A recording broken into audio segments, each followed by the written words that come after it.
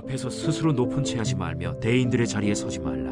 이는 사람이 내게 이리로 올라오라고 말하는 것이 내 눈에 보이는 귀인 앞에서 저리로 내려가라고 말하는 것보다 나음이니라.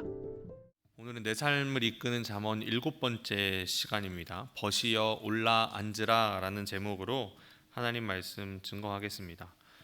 혹시 들어오시면서 뒤에 비치된 종이를 다 하나씩 챙기셨나요? 오늘은 다른 날과 다르게 2페이지로 이렇게 되어 있는데요. 챙기시지 않으신 분들은 챙기시면 조금 더 수월하게 말씀을 이해할 수 있을 것 같습니다. 우리가 잘 알듯이 이 잠언의 말씀은 우리에게 삶의 지혜를 줍니다. 지혜와 어리석음이 무엇인지 우리는 잠언을 통해서 분별할 수 있고요. 이 분별을 통해 우리 그리스도인들은 앞으로 우리의 삶을 어떻게 살아가야 하는지 배울 수 있습니다. 그래서 31장이라는 이 잠언이 지혜라는 큰 이름으로 묶여 있지만 그 안에는 작은 수많은 소주제들로 이루어져 있는데요. 곳곳에 퍼져 있습니다. 오늘 우리가 함께 읽은 이 잠언 25장 6절 7절의 말씀의 주제는 겸손인데요. 잠언에서 겸손은 교만과 함께 짝을 이루고 나옵니다. 이 주제를 조금 더 잘 이해하기 위해서 먼저 잠언 곳곳에 등장하는 이 말씀을 먼저 살펴보려고 하는데요. 그래서 지금 이 시간은 조금 강의와 같다라고 생각을 하시면 조금 더 편하게 성경 공부한다라고 생각하시면 조금 더 편하게 들으실 수 있을 것 같습니다. 잠언은 이 지혜와 겸손 그리고 어리석음과 교만 사이에 밀접한 연관이 있음을 보여줍니다. 잠언 21장 24절인데요. 무례하고 교만한 자를 이름하여 망령된 자라 하나니 이는 넘치는 교만으로 행함이니라. 잠언 11장 2절인데요. 교만이 오면 욕도 오거니와 겸손한 자에게는 지혜가 있느니라. 여기서 욕은 불명예, 그러니까 부끄러움이라는 뜻을 가집니다. 그러니까 넘치는 교만이 그 교만한 사람을 부끄럽게 하고 어리석게 만들지만 반대로 겸손한 자는 지혜롭게 된다는 것입니다. 결국 교만한 사람은 그 자신의 교만함, 모든 사람을 깔보고 얕보고 내가 가장 높이 있다라는 이 교만한 마음으로 인해서 실패하게 되지만 겸손한 사람은 그 겸손한 마음, 겸손한 자세로 인해서 존귀하게 된다라고 하는데요. 잠언 29장 23절 말씀 우리 같이 읽어보도록 하겠습니다. 시작. 사람이 교만하면 낮아지게 되겠고 마음이 겸손하면 영예를 얻으리라. 아멘. 이 영예, 여기서 말하는 이 영예라는 말이 바로 높은 자리에 올라간다. 명예도 되겠고요, 영광도 되겠고요, 영화도 되겠습니다. 그래서 잠언을 시작하면서 이 잠언의 시작을 이렇게 선포하는데요. 잠언 1장 7절 말씀입니다. 여호와를 경외하는 것이 지식의 근본이거늘 미련한 자는 지혜와 훈계를 멸시하느니라. 우리 지난 주일 담임 목사님 말씀을 기억하시나요? 주제가 뭐였죠? 네, 여경지근의 삶이었습니다. 여호와를 경외하는 것이 지식의 근본이다. 잠언 시작이 바로 이렇게 시작을 하는데요. 하나님을 경외하며 말씀에 순종하는 사람을 겸손하다고 이야기하지만 어리석은 사람은 그 말씀을 멸시하는 사람입니다. 내 마음대로 살아가고 내가 중심이라고 생각하고 내가 전부라고 생각하고 하나님의 말씀보다 내 생각, 내 감정, 내 마음이 더 우선되는 사람, 그 사람이야말로 지혜와 훈계를 멸시하는 어리석은 사람이다라고 이야기합니다.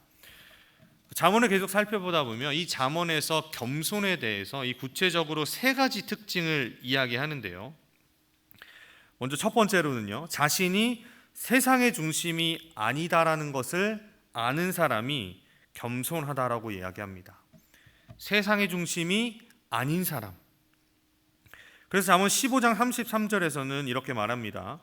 여호와를 경외하는 것은 지혜의 훈계라 겸손은 존귀의 길잡이니라. 아멘.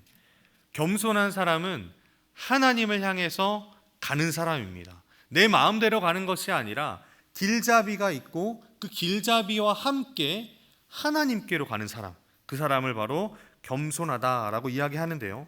자신이 중심이 아니라 이 세상의 중심이 되시는 그 하나님께 가기 위해서 바로 지혜가 우리의 길잡이의 역할을 한다라는 것이죠. 두 번째로는 스스로 지혜롭게 여기지 않습니다. 스스로 지혜롭게 여기지 않습니다. 잠언 3장 7절 말씀인데요. 함께 읽어보도록 하겠습니다. 스스로 지혜롭게 여기지 말지어다. 여호와를 경외하며 악을 떠날지어다. 아멘. 지혜는 온전히 하나님에게서부터 오는 것입니다. 우리 인간은 절대로 지혜롭지 않습니다. 우리 인간이 하는 일을 한번 생각해 보시면 우리가 모여서 만들어내는 모든 일들은 때로는 선한 결과를 가져오지만 그 선한 결과의 이면에는 항상 안 좋은 것들이 남아 있는데요. 하나님을 떠나서 세상의 어느 누구도 절대로 지혜로울 수 없다고 잠언의 말씀은 우리에게 이야기하고 있습니다. 세 번째는요, 자신의 능력을 신뢰하지 않고 오직 하나님만을 의지합니다. 자신의 능력을 신뢰하지 않고 오직 하나님만을 의지하는 사람을 겸손하다고 이야기하는데요. 잠언 3장 5절 말씀입니다. 너는 마음을 다하여 여호와를 신뢰하고 내 명철을 의지하지 말라. 때로는 내가 보기에 이 길이 맞고 내가 생각할 때 이쪽으로 가는 것이 맞고 이 방법이 맞다고 할지라도 성경은 우리에게 우리의 생각보다, 우리의 마음보다, 우리의 감정보다 앞서서 우리에게 믿음의 순종을 요구합니다. 하나님을 믿고 순종하고 의지하며 나아갈 때 하나님께서는 그 사람을 높여주신다고 약속하십니다. 잠언의 시작도 그랬고 잠언의 마지막도 결국은 여호와를 경외함으로 끝납니다. 잠언의 마지막 부분인 잠언 31장 30절에 가면 이렇게 나와 있는데요. 혹시 준비가 되어 있나요? 잠언 31장 30절 말씀인데요. 제가 읽어드리도록 하겠습니다. 고운 것도 거짓되고 아름다운 것도 헛되나 오직 여호와를 경외하는 여자는 칭찬을 받을 것이라. 아멘. 여기서의 이 여자가 등장하는데요. 일반적인 여성을 의미하는 것이 아니라 잠언 안에서는 이 여자를 지혜로 비유한다고 합니다. 잠언 전체에서 결국 말하는 이 겸손한 사람은 하나님을 경외하는 사람이고 하나님을 가까이 하며 하나님과 깊은 교제 가운데 있는 사람을 바로 여호와를 경외한다라고 이야기하는 것입니다. 하나님과 깊은 교제 가운데에서 매일 주님과 동행하며 살아가는 사람, 여경지근의 삶을 살아가는 사람을 겸손하다라고 이야기하는 것입니다. 그렇다면 우리는 어떠나요? 우리는 어떻습니까? 우리는 얼마나 하나님을 가까이 하면서 살아가고 계십니까? 단순히 우리가 예배를 나왔다고 해서 우리가 하나님과 가까워졌다라고 얘기하기는 조금 어려울 것 같습니다. 우리가 정말 얼마나 하나님의 말씀을 우리 삶 가운데서 순종하면서 살아가고 있는지, 정말 우리의 삶으로 우리의 믿음을 보여주고 있는지가 바로 우리가 얼마나 하나님과 가까이 교제하고 있는지를 증명할 수 있는 방법이 될 것입니다. 바라기는 우리의 삶을 하나님께로 이끄는 이 잠언의 말씀을 통해서 더 깊은 교제 가운데 하나님과 더 깊이 교제하면서 우리의 삶을 지혜롭게 살아갈 수 있는 우리 성도님들이 되시기를 바랍니다. 여기까지가 왼쪽에 있는 강의의 내용이었고요. 이제 본론입니다. 우리가 처음에 읽었던 이 잠언 25장 6절 7절의 말씀을 조금 살펴보려고 하는데요. 6절 7절의 말씀은 솔로몬의 잠언입니다. 앞서 말씀드렸듯이 이 주제 역시도 겸손에 대한 말씀인데요. 그런데 25장 1절에 보면 이 잠언의 주인은 솔로몬이지만 25장의 잠언을 한대로 묶은 사람이 등장하는데 바로 히스기야입니다. 히스기야. 유다의 13번째 왕이었고 가장 선하다고 이야기할 수 있는 다윗의 길로 따라갔다는 세 손가락 안에 꼽히는 이스라엘 유다, 남유다의 왕입니다. 이 히스기야가 자신들의 신하를 통해서 이 지혜의 말씀을 모아서 편집을 했는데요. 그 이유가 있습니다. 히스기야 왕은 그가 살면서 했던 가장 큰 업적 중에 하나가 뭐냐면 바로 종교 개혁이었습니다. 우상을 다 없애버렸고요. 신당을 없애고요. 예배와 신앙을 회복하기 위해서 평생을 바쳤던 사람입니다. 그러다 보니까 히스기야가 했던 일 중에 가장 중요했던 일이 뭐냐면 앞선 세대가 남겨두었던 그 귀한 말씀을 모으기 시작한 겁니다. 이 말씀을 모아서 세상을 믿음으로 살아가 보자. 우리 선조들이 그랬듯이 우리를 사랑하셨던 하나님의 그 은혜를 받았던 우리의 선조들이 살아갔듯이 우리도 한번 그렇게 살아가 보자 라고 하면서 말씀을 모으게 되었고요. 특별히 솔로몬의 이 잠언의 말씀을 모으기 시작한 겁니다. 이 말씀을 모아서 했던 일이 뭐냐면 바로 다음 세대에 이 말씀을 전해준 건데요. 다음 세대에 전달하고 또 그 다음 세대가 그 다음 세대에 전달하고 그렇게 해서 우리도 지금 3,000년이 더 된 이 잠언의 말씀을 읽을 수 있게 된 겁니다. 이런 분명한 의도가 있기 때문인지 몰라도 잠언 25장의 말씀을 우리가 그냥 읽어 나가기만 해도 이 내용이 지금 무슨 의미를 가지고 있는지 우리가 쉽게 이해할 수 있습니다. 그래서 본문 6절, 7절의 말씀은 아주 이해하기 쉽게 되어 있는데요. 왕 앞에 나아가는 사람은 어느 누구라도 겸손해야 된다라고 이야기하고 있습니다. 우리 6절을 다시 한 번 더 읽어보겠습니다. 6절입니다. 시작. 왕 앞에서 스스로 높은 채 하지 말며 대인들의 자리에 서지 말라. 아멘. 스스로 높은 채 하지 말며 대인들의 자리에 서지 말라. 이 두 가지 말은 사실 같은 의미로서 왕 앞에서 제발 겸손해라 라고 지금 당부하고 있는 말씀입니다. 왜 왕 앞에서 겸손해라 라는 말씀을 당부하고 있냐면요, 이스라엘은 왕이 다스리던 나라였습니다. 왕은 하나님께서 세우신 사람이고 하나님의 말씀을 듣는 사람이 바로 왕이었기 때문에 왕의 위치는 하나님의 대리자라고 해도 과언은 아닙니다. 그래서 25장 2절에 가보면요, 왕이 이렇게 표현하고 있는데요. 이를 숨기는 것은 하나님의 영화요 이를 살피는 것은 왕의 영화니라. 그러니까 하나님께서 만들어주신 수많은 신비로운 일들을 해석하고 알아내고 그 일들을 해결해 나가는 것이 바로 왕이 하는 일이다 라고 이야기하고 있는 것입니다. 하나님께서 숨겨놓으시는 일을 살피는 것이 왕이라고 한다면 어느 누구도 왕 앞에 엎드리지 않을 수가 없습니다. 왜냐하면 그 왕이야말로 하나님과 가장 가까이 있는 사람이고 하나님의 뜻을 알고자 한다면 왕의 말을 순종해야 했기 때문입니다. 그래서 잠언을 기록한 솔로몬은 7절에서 이렇게 말하는 겁니다. 어리석은 사람들은 스스로 높여서 왕의 눈에 들고 싶어 하겠지만 오히려 스스로를 높이는 일은 나쁜 일이고 왕이 높여주는 사람이야말로 정말 높은 사람이 된다. 너가 정말로 왕의 인정을 받고 싶다면, 왕의 인정을 받아서 높은 자리에 올라가고 싶다면 왕 앞에서 겸손해라. 사실 그렇습니다. 어느 누구라도 높은 자리에 올라가고 싶은 마음이 있습니다. 여러분들이 한번 누군가에게 초대를 받았다고 생각해 보세요. 잔치가 열려서 주인이 가장 상석에 앉아 있는데 여러분들을 가장 마지막 자리에 가서 앉으라고 이야기해 본다고 한다면 아마 자존심이 많이 상할 겁니다. 나를 초대해 놓고 나를 가장 끝자리에 앉혀? 내가 누군데? 난 당연히 상석에 앉아도 되는 사람인데, 그런 마음이 우리 가운데 들 수 있다라는 겁니다.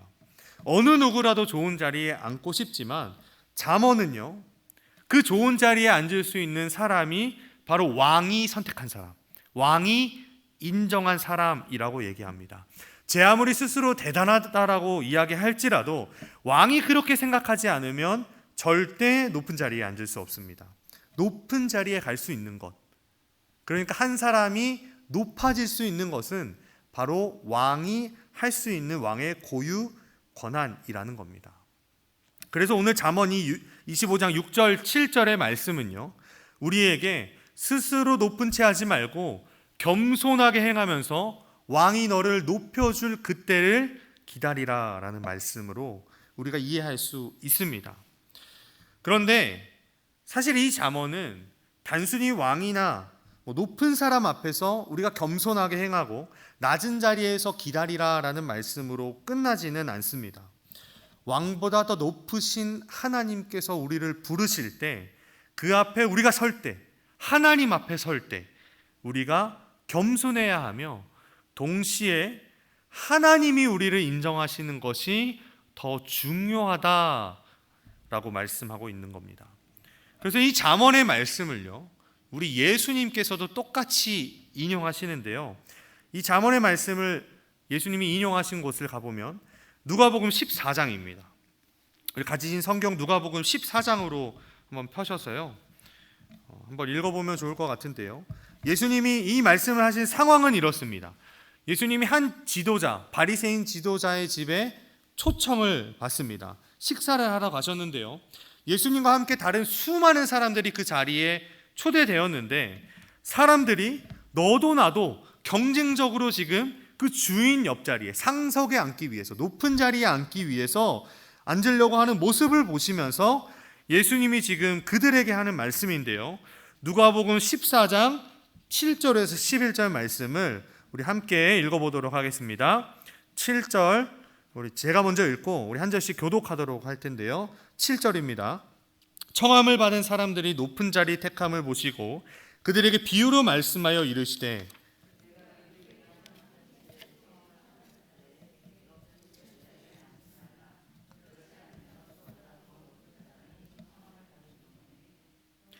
너와 그를 청한 자가 와서 너더러 이 사람에게 자리를 내주라 하리니 그때 내가 부끄러워 끝자리로 가게 되리라.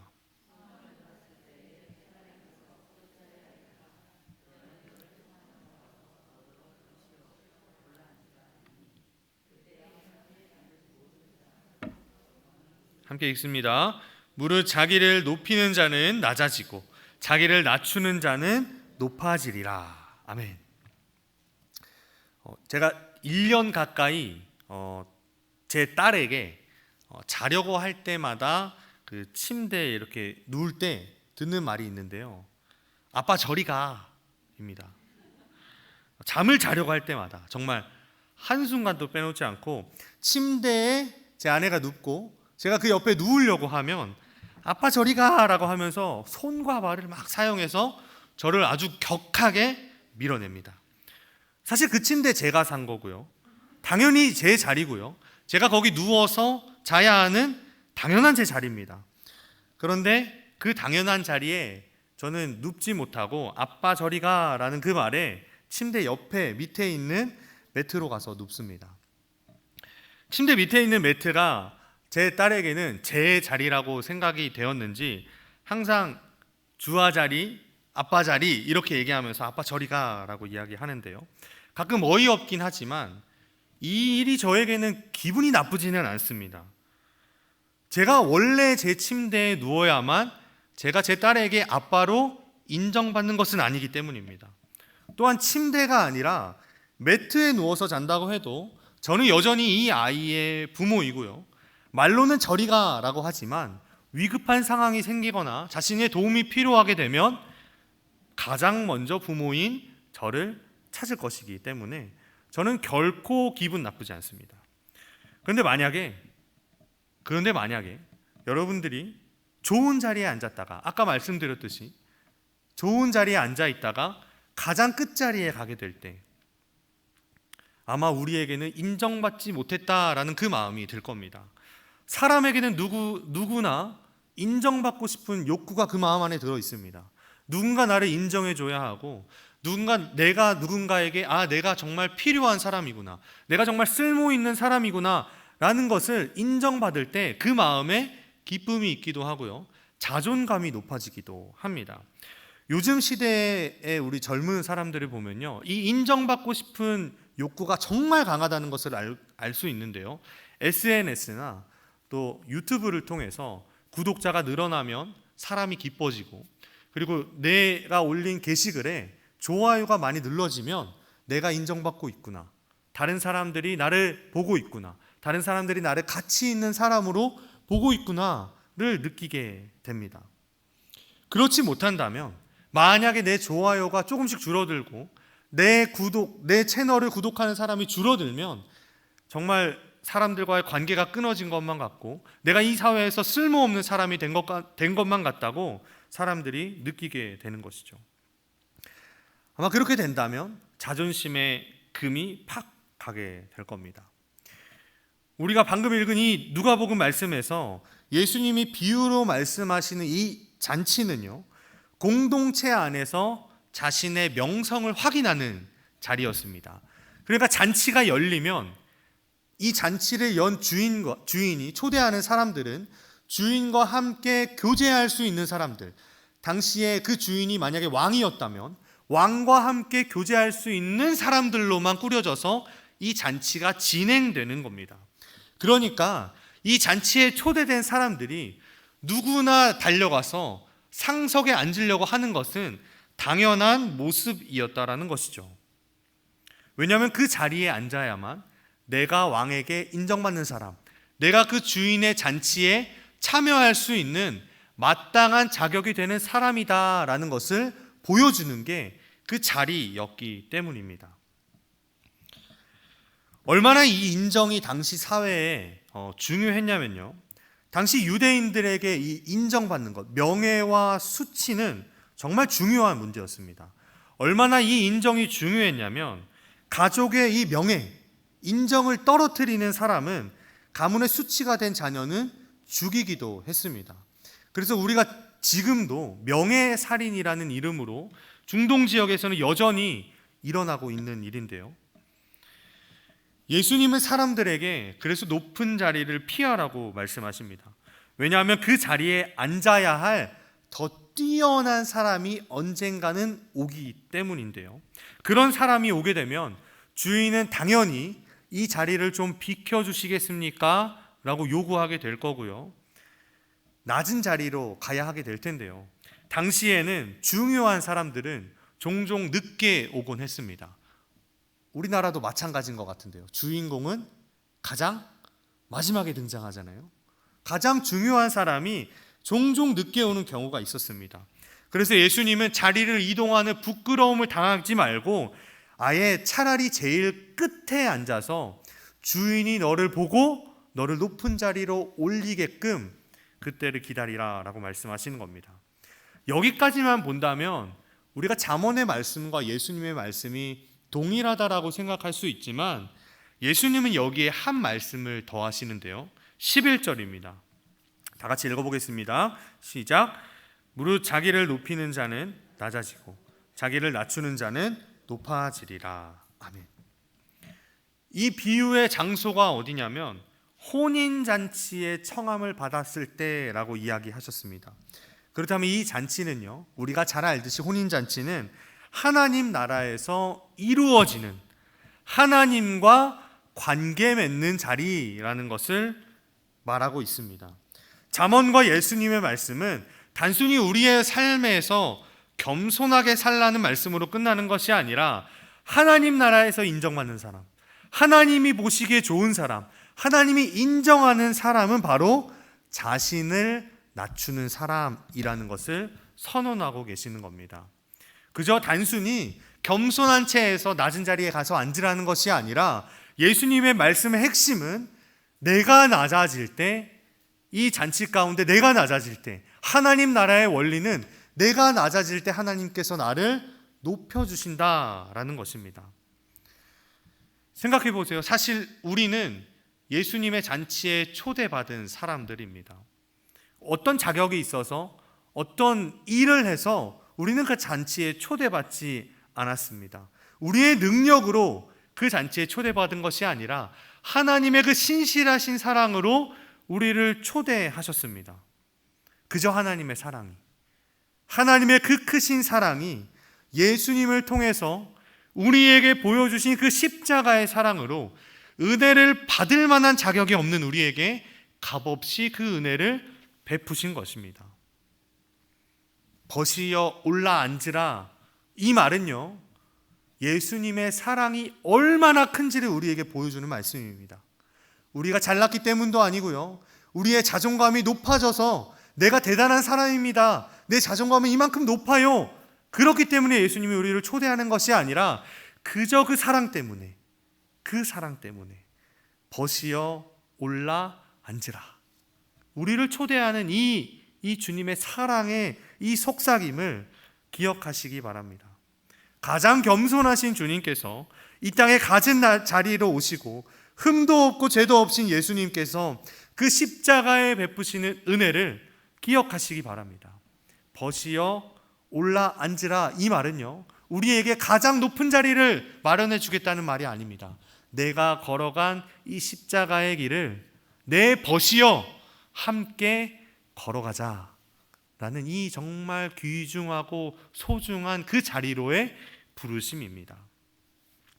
바라기는 우리를 친구라 부르시며 주님의 만찬에 참여하게 하시는 그 은혜, 마지막 날에 주님의 얼굴을 뵈며 함께할 날을 기대하며 겸손하게 벗이여 올라 앉으라 라는 이 부르심에 응답하며 주님과 십자가의 길을 겸손하게 걸어가시는, 겸손하게 우리의 삶을 살아가는 우리 창일교회 성도님들 되시기를 축복합니다. 우리 함께 말씀을 기억하면서 기도하기 원하는데요, 주님, 우리의 삶을 통해서 겸손해지기를 원합니다.